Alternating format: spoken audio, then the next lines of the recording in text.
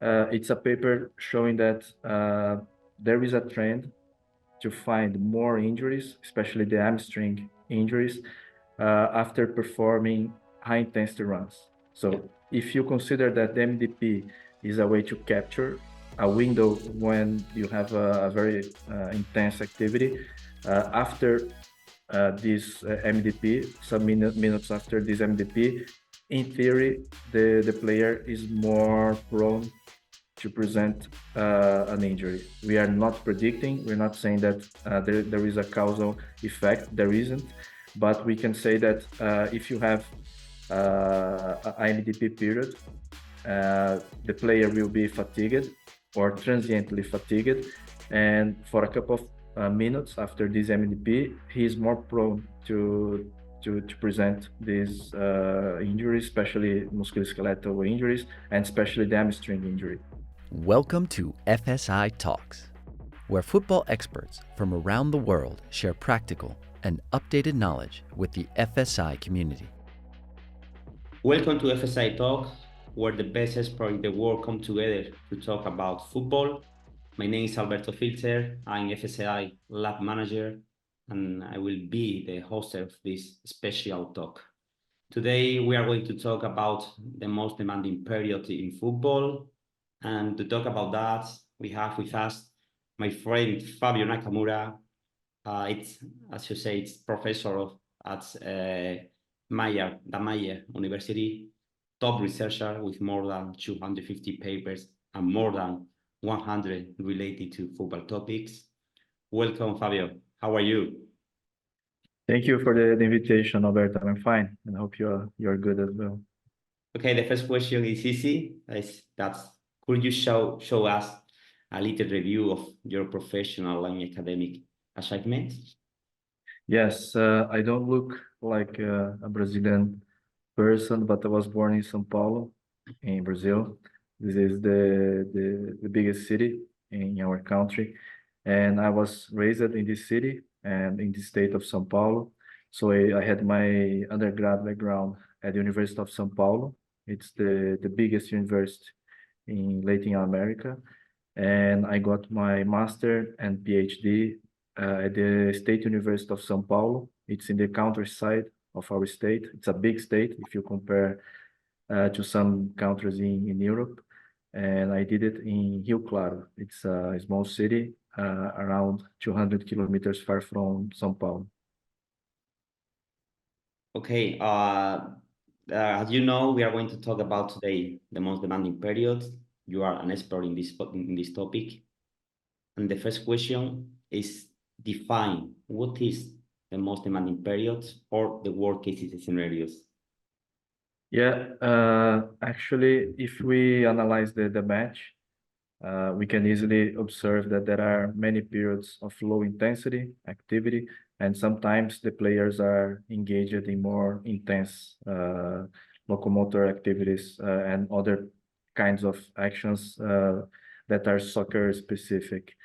And sometimes if we analyze closely the GPS data, or if we use other different tracking systems, we can easily identify some periods in which the activity is more intense.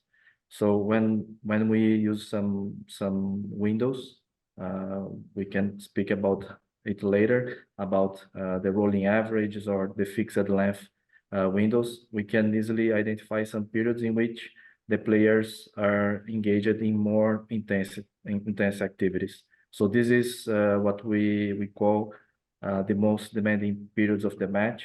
There are different names for this period. Sometimes people name it as peak periods. Sometimes it's the worst case scenarios, but basically we are speaking about the same period. We are always trying to search for the period in which the activity is more intense during the match or during the training session. Okay, and why is important to know that? I think it's important to identify these periods because on average, the match is not so intense. If we consider that a professional senior male player can cover approximately 100 meters per minute. We can easily say that it's a low intensity or medium intensity activity, but this is the average. But we know that soccer is very intermittent. It's stochastic. We don't know exactly when we have to engage in high intensity runs or sprinting or headings or duels. So it's a very unpredictable sport. Then it's important to understand these periods because sometimes during the training sessions, we are not able to reproduce or to mimic the very same activities that we perform during the match. So in this case, if we don't do it during the week, during the microcycle, we are under training the players, and the players might be underperforming during the match. So it's important to understand these higher levels of physical activity during the match to try to reproduce it quite often during the training week. Okay, let's talk about when occurs. In which moment of the match occurs the most demanding periods? This is a very good question because we have the impression, at least when we are on TV, that these most demanding periods or the most intense activities take place during the initial phases of the match. Okay, this is partly true because the studies are showing that in general, these MDPs take place during the initial 15 minutes of the first half.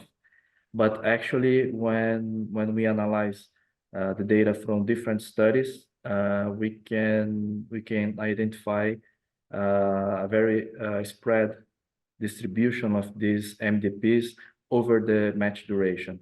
So it shows that actually we don't identify the MDP at the very beginning minutes of the match. We can identify some MDP periods even in the final stages of the match. Let's say at the final 15 minutes of the match, you can have some players exhibiting their MDPs because of the context, because they are being demanded, because they are replacing some players in some cases. So there are different situations that might distribute these MDPs in a spread way across the match duration.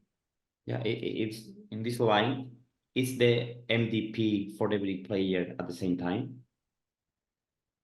Not necessarily, because the players are being analyzed individually. So each player is wearing the GPS, and when we download the data, we can identify some players from the same team having the MDP in the first half, as I said before, or the other player from the same team, same match, same context in theory, but they are showing the MDP in the second half, let's say in the middle of the second half. So each player will show his or her individual MDP at different times of the match, and it's not necessarily synchronized.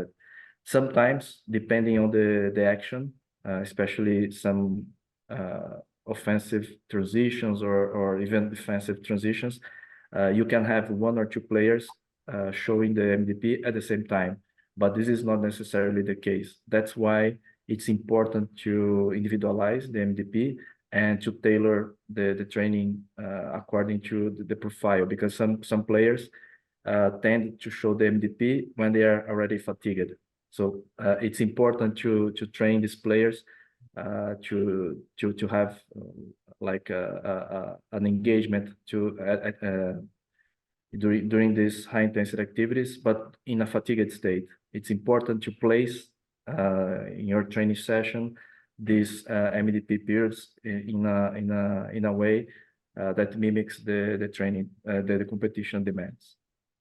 Okay, I read your draft copy about your paper about that, and you talk about the using along the running metrics to calculate it, this MDP. So show us what is the problem of basic MDP on running metrics alone.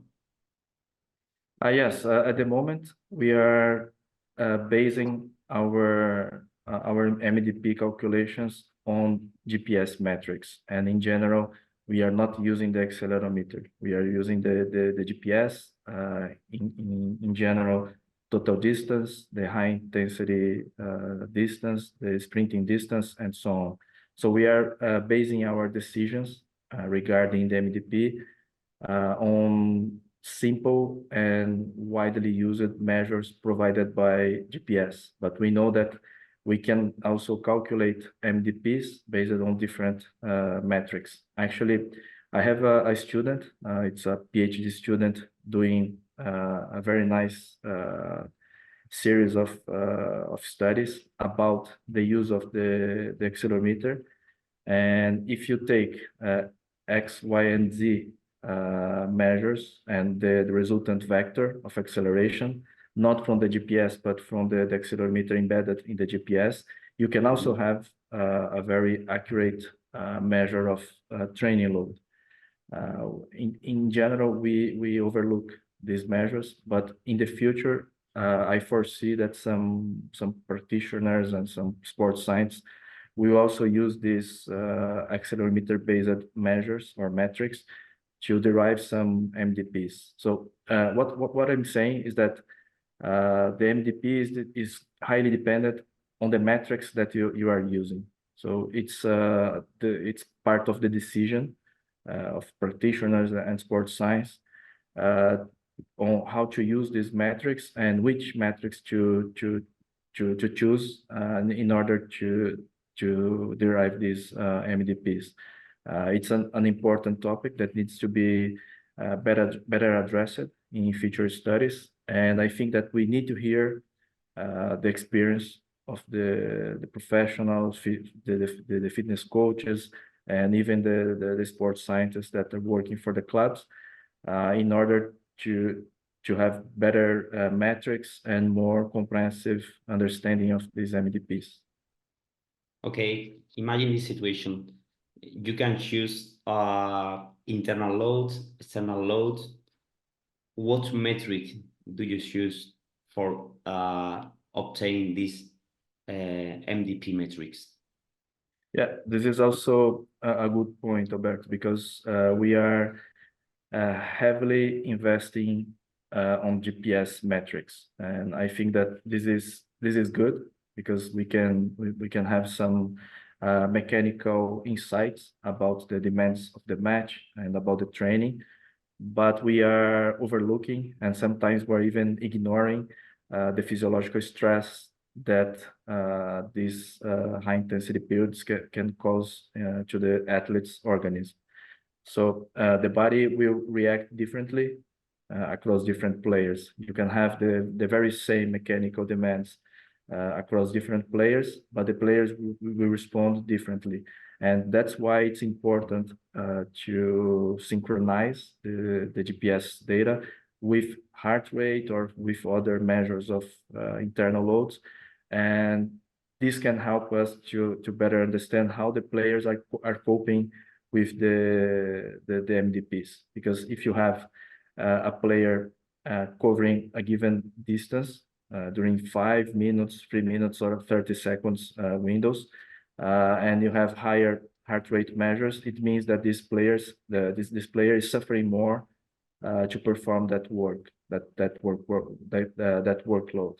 So this is, in my opinion, this is a good way to understand the internal demands. You can always use some ratios between internal and external workloads to better understand how the player is coping with the external load. Okay, and let's talk about the benchmark of normative values of MDP. Do you think that we have to use this benchmark, or given the high variability of the MDP, how we can manage all this problem? It's difficult nowadays to define the best way to to get this MDP, because you can use, as I said before, different metrics. And for example, the MDP during a 3-minute window can occur in the first half, and the MDP of high intensity running during 3 minutes can happen in the second half. So you have multiple MDPs during the match or the training session. So it's difficult to define at this moment which one we have to choose. And I think we have some insights, in my opinion, based on a paper that I read recently. I'm convinced that the 30 seconds window is a good window to use for many reasons, and because of the practical applications. Because when you are prescribing the training sessions, the transition games, for example, they don't last more than 30 seconds. And they are very intense. So this is a good benchmark in terms of duration, in my opinion. But I'm not saying that we cannot use 3 minutes, 5 minutes, 10 minutes. It depends on your goal, and it depends on the training session that you are also managing in your routine. For example, if you are prescribing small-sided games and the boat duration is 4 minutes, it makes sense to use 4 minutes windows to define the MDP during the match, because this can be the benchmark. So the benchmark is very variable in this case. It depends on your objective. It depends on the aim of the training session. It depends which type of activity you are trying to mimic during the training session. So it depends a lot on what we are trying to do. And it's important to mention that there are some criticisms about the univariable nature of MDP, because if we consider just sprinting, just acceleration, and so on, we are ignoring the other metrics, but they take place at the same time during the match or training. Then nowadays there are some proposals. One of them was published by Farzad Yousefian.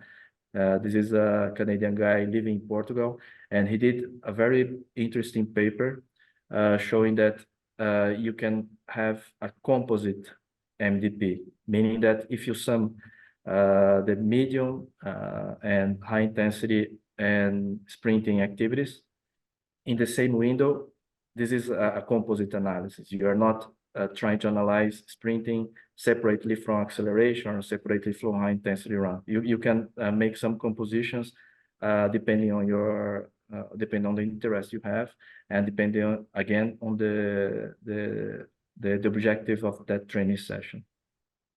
Okay, and talking about the relation with injury, with prevention, how is the MDP related to injury? I don't know, hamstring, sprain injury, for example.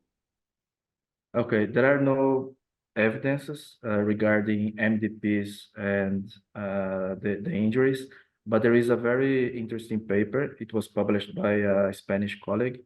It was published by Vitor Moreno Perez.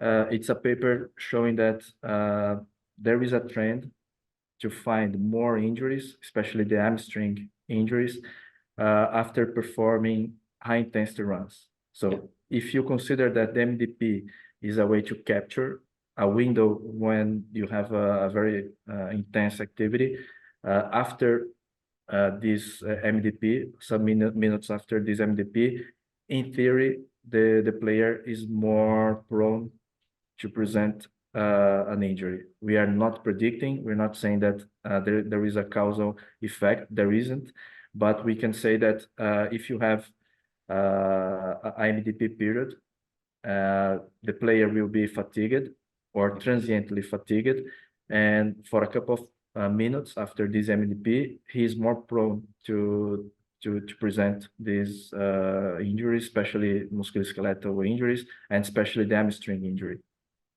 Perfect. And we know that the MDP is contextually dependent, but what factors do you consider that affect this? This is also a very nice question because there has been a lot of there have been a lot of papers published recently. It's a coincidence because most of them are published by Spanish researchers, or it's not a coincidence because you are investing a lot in this kind of research. And yeah, there are some factors that might affect the MDP. For example, you can find a higher number of MDPs in the first half compared to the second half. It makes a lot of sense because you are in a fresh state during the first half, so you are more able to perform higher intensity activities. So that's why the first half is more likely to exhibit some MDPs. There are other contextual factors that are being investigated. For example, the home match and away match. In general, when we are playing away, we show more MDPs, or we can show higher intensity MDPs because we said that MDP is not a value. Actually, every match or every training session has its own MDP. Then if you have a trend or a curve showing the MDPs across several matches and training sessions, you will see a huge variation in each variable. Okay, and there is a trend that when you play away, you will exhibit higher values of MDP. This is also a contextual factor affecting the MDP occurrence. The third factor that I consider important is the playing position, because there are many studies showing that, for instance, the central defenders, they play in lower intensity because of their roles in the match. It's not necessarily because they are less fit or they have less cardiorespiratory fitness and etc. It's just because they play a role. And MDP follows the same trend, meaning that the central defenders will always show lower values of MDP during the matches, and the same trend can be observed in the training sessions depending on the soccer drills that the coaches are using. So there are many factors that can affect MDP. You're right, and that's why we need to further explore other factors.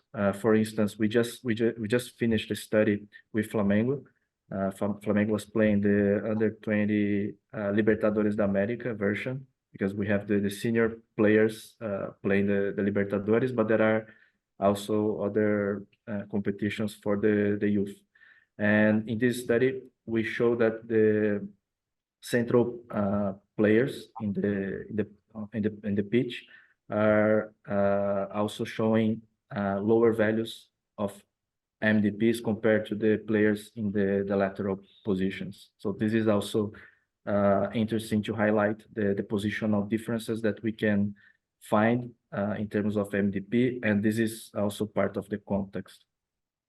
Okay, yeah, I think that is crucial, these positional applications and even player implementation, because in the same position, maybe we can have two different movement pattern, different physical demand. So we have said that MDP is based on isolated external load metrics. So how could we contextualize it? I read in your paper that maybe using video analysis to apply to include more technical and tactical factors could be a good idea to contextualize the drills. Yes, actually, this is brand new. This paper was not published yet. We are just waiting for the publication. It's approved. It's a paper that was prepared by João Mesquita. He's one of our PhD students, and he's undertaking several studies about MDP. So in this very first study, it's a sort of opinion paper.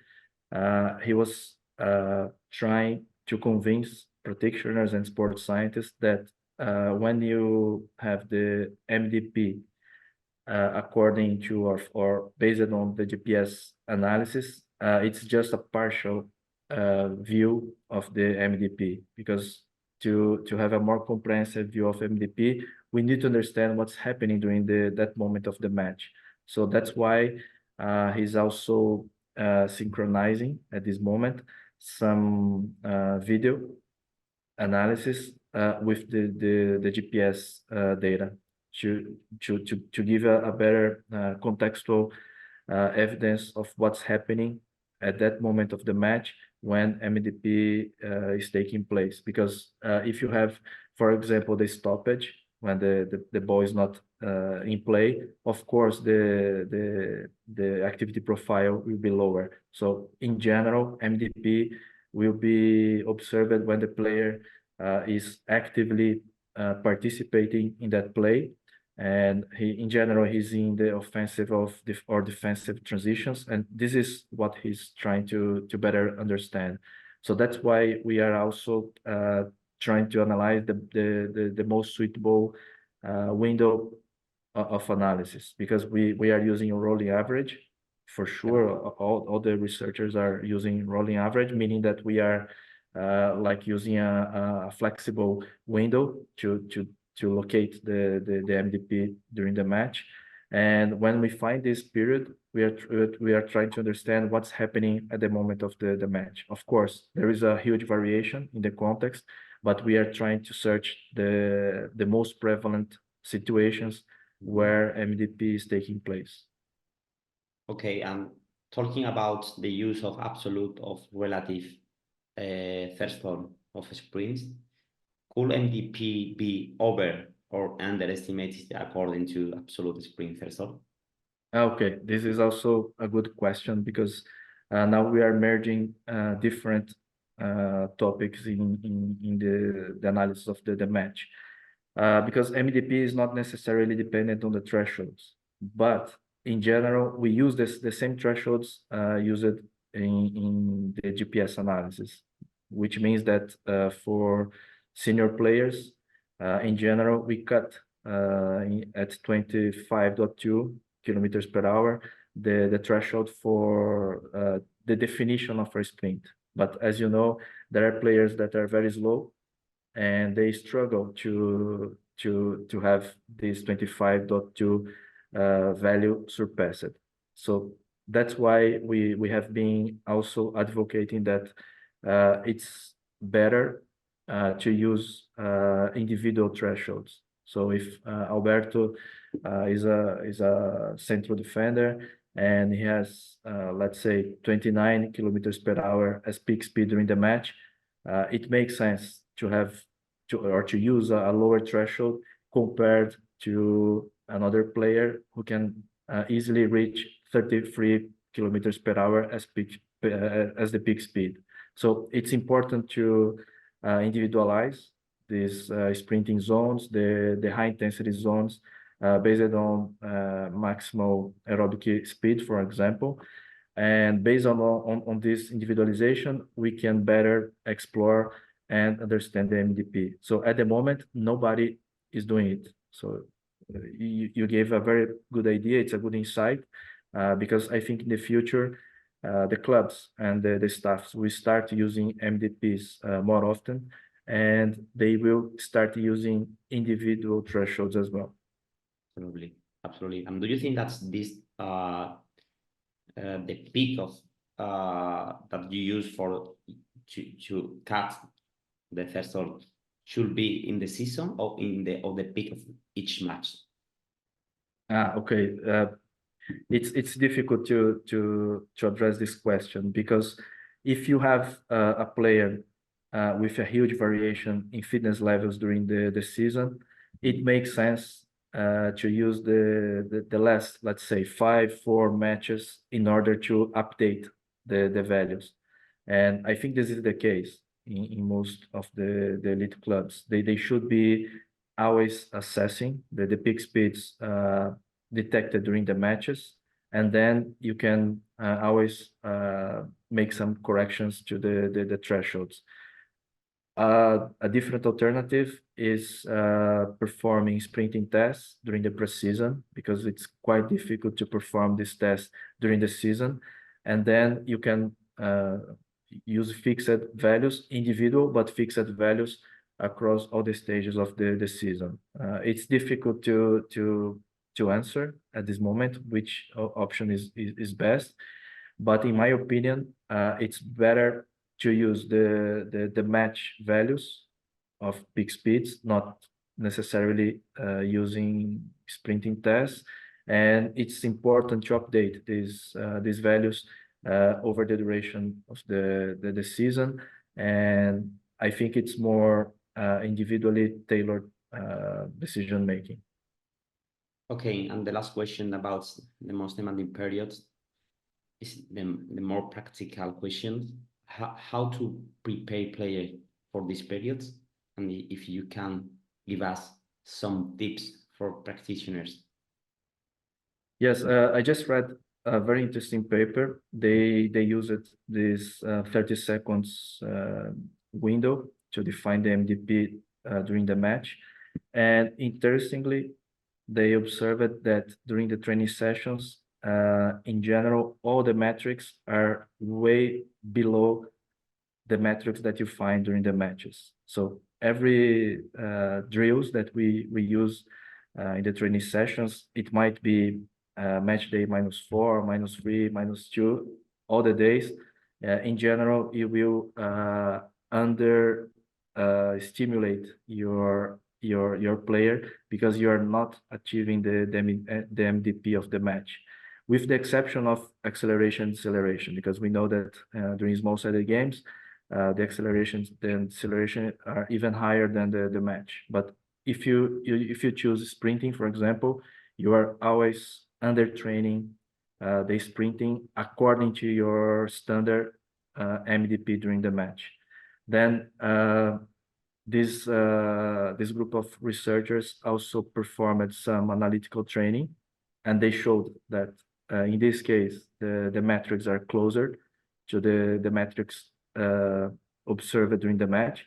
But this is something that should be debated, because we know that analytical approaches are not well accepted by all the coaches. It depends on the coaching philosophy, it depends on the period of the season and so on. And we know that it's easier to achieve these values using analytical approaches like high intensity interval training, for example, or repeated sprints. It's easy, but we know that the context is not there. So this is why maybe we need to find a good compromise between physical, technical, and tactical needs of the players. And that's why I think that in the future we will invest more time of research in this topic, because I think that the training solutions need to be improved in order to better approach the training necessities and the match demands. And that's why this topic is so fascinating for me. Do you think that sprint is the more under training drills? Is the most, sorry, the most? Is the drills that we train less and we need to train more? Okay, it depends on the club, of course, but in general, yes. In some cases, we see zero distance sprinting during the training session, and we know that the player must be prepared for the sprinting activities that will necessarily occur during the match. And yeah, I think we need to provide different training methods. For example, your research group published very nice papers about transition games. Mhm. And I think that transition games are good solutions for this kind of demands. I mean, high intensity runs and sprinting can be listed during during these training drills, and not necessarily during small-sided games, for example. Then I think this is a good discussion that should be made by practitioners, by physiologists, by the fitness coach and the coach, because this compromise between professionals or among these professionals will probably give rise to solutions in terms of best exercises or most suitable exercise in order to induce the adaptations that we need, in order to help injury prevention, and in order to optimize performance during the competition. Absolutely agree, Fabio. Okay, I know that you have recorded a lot of class in FSI Master. I would like that you say to the listener, what do you talk about in FSI class? Yeah. First, I have to say that we are planning to record more classes. We need to update some topics because science is very dynamic. Everything is changing on daily basis. So we need to bring more contents. I've been discussing with Bernardo about this possibility. But right now, I have some classes already recorded about repeated sprints ability. This is a test and a training mode that are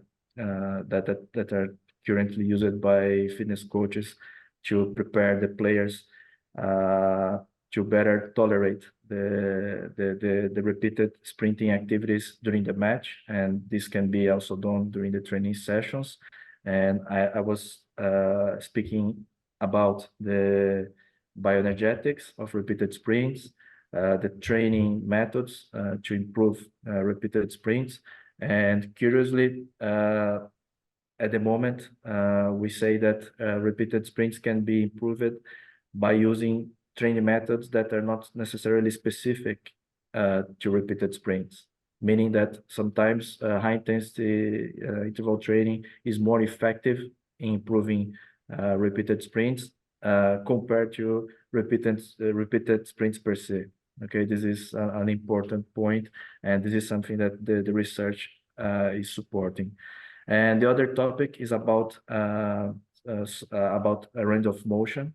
We know that the players are more prone to be injured if they have a lower range of motion. So I was trying to show some methods or some tools to analyze the range of motion in some specific joints that are important and relevant to soccer, and also some aspects related to landing and jumping mechanics, because we know that there are many ways to analyze these biomechanics of the landing and jumping, because they are also related to injury.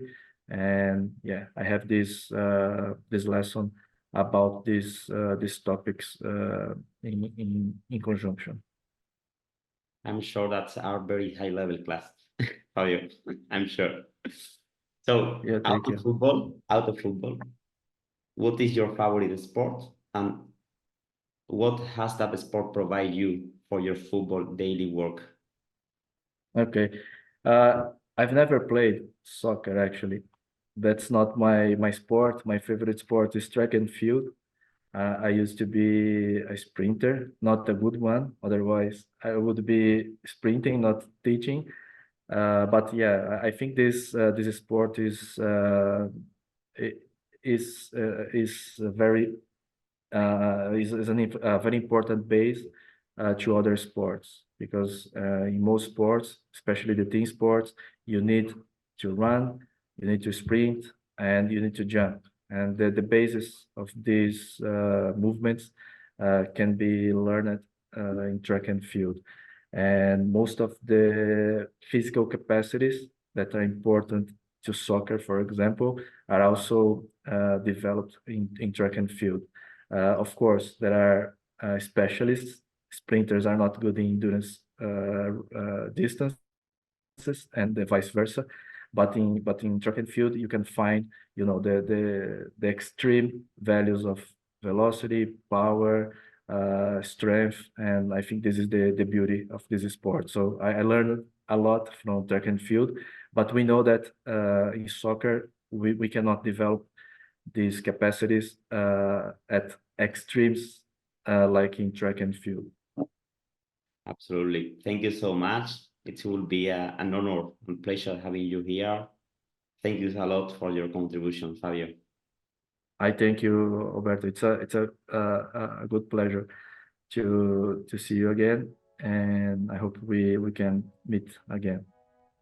I'm sure. Thanks to the guests and the listeners, and see you in the next episode. Thank you. Thank you. Welcome to FSI Talks, where football experts from around the world share practical and updated knowledge with the FSI community.